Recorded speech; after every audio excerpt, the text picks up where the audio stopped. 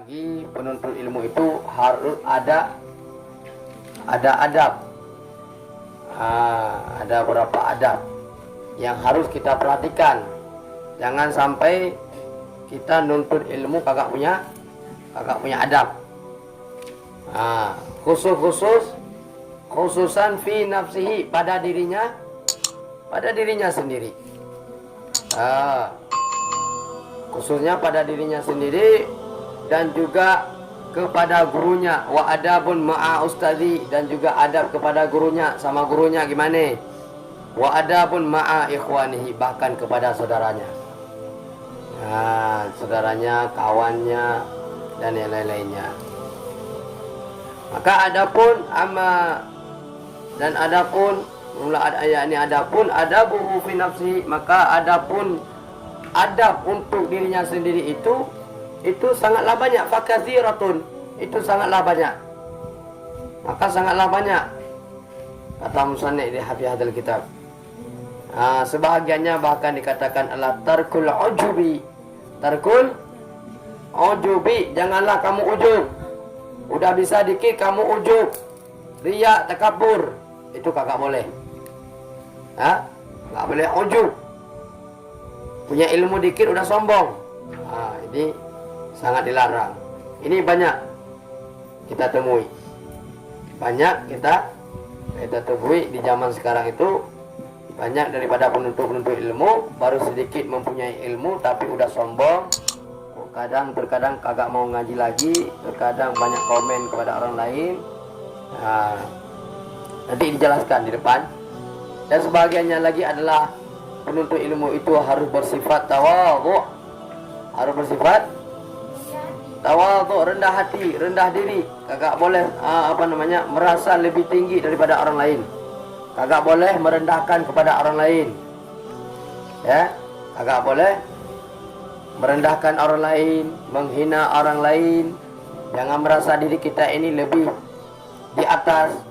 Nggak boleh. Tapi kita harus bersifat tawadhu, seakan-akan kita nggak punya apa-apa, seakan-akan kita masih fakir terhadap ilmu agama.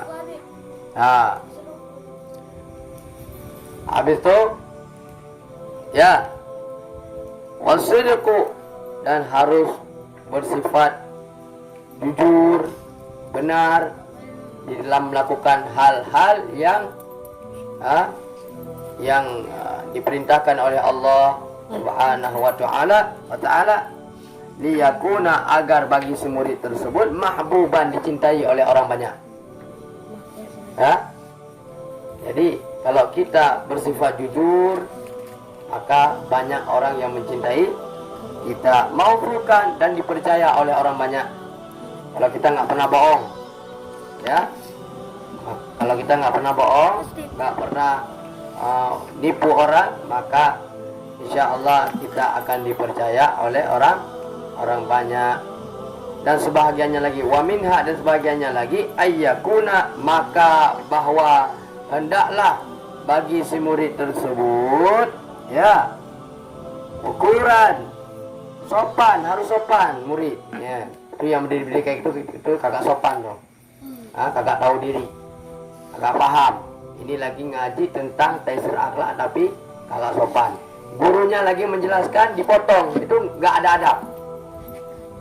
Guru lagi menjelaskan, seorang guru ataupun seorang muallim ketika menjelaskan suatu perkara tentang agama, dipotong pembicaraannya, itu kagak punya adab.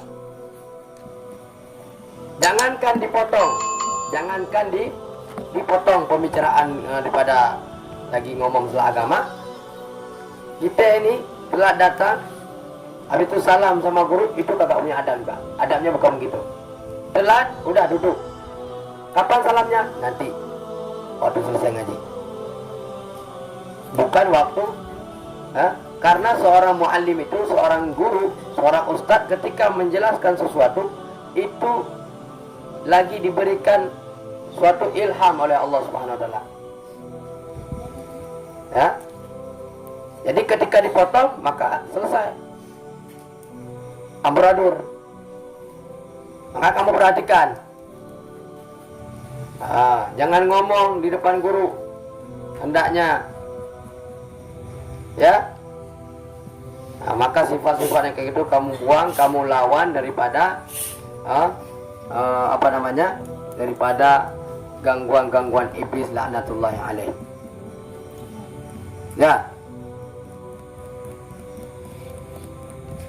Wakuran hendaknya sopan fi misyatihi, pada saat berjalan makan. Sopan saat berjalan, ya. Seperti dikatakan di sini, ghaddan tarfahu anin nadhari ilal muharramati, yaitu menundukkan akan pandangannya daripada melihat kepada yang haram-haram. Jadi penuntut ilmu itu enggak boleh, ya, adabnya itu jangan sampai mata ini melihat sesuatu yang haram, yang haram-haram, melihat sesuatu yang dibenci oleh Allah Subhanahu wa taala, ya, melihat sesuatu yang tidak mendapat ridha dari Allah Subhanahu wa taala. Maka harusnya kita itu semua menjaga daripada pandangan-pandangan yang haram, wa ayyakuna, dan bahwasanya hendaklah aminan, terpercaya bagi semurid. Ini dikatakan jangan sampai kita berbohong, selalu berbohong. Berbohong sama guru, kenapa telat? Ini banyak alasan. Itu jangan. Tapi kamu bersikap jujur, kamu ngomong apa adanya. Jangan sampai sedikit pun kamu itu berbohong. Jangan sampai kepercayaan kamu itu tidak dianggap lagi nanti. Sekali berbohong, kamu tidak akan dipercaya lagi. Ala ma'utiyahu, atas apa-apa yang telah diberikan. Untuk ilmu, ketika kita belajar, dapat ilmu, kita itu harus terpercaya. Menyampaikan ilmu, ya, daripada minal ilmi, daripada menyampaikan ilmu itu, apa yang kita ketahui itu kita sampaikan. Jangan sampai kita balik-balikkan. Kalau ada pemerintah yang ingin ingin mendapatkan pendapat dari kita, ingin menanyakan suatu pendapat dari kita, kamu harus bersikap jujur. Kamu harus bersikap apa yang betul-betul kamu pelajari. Jangan sampai kamu belokkan. Jangan sampai kamu cari ayat untuk membela satu pemerintahan tersebut.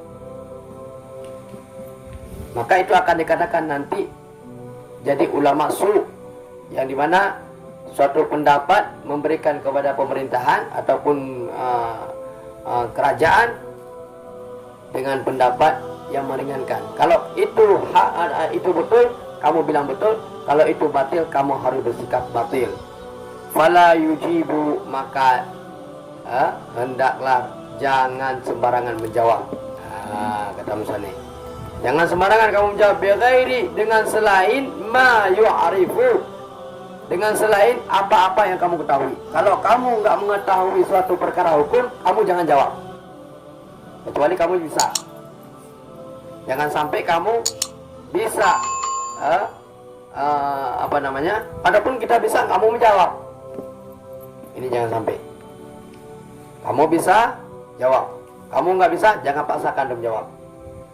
Cari dulu, ataupun tanya dulu kepada orang lain, kepada guru kamu lagi. Ayo,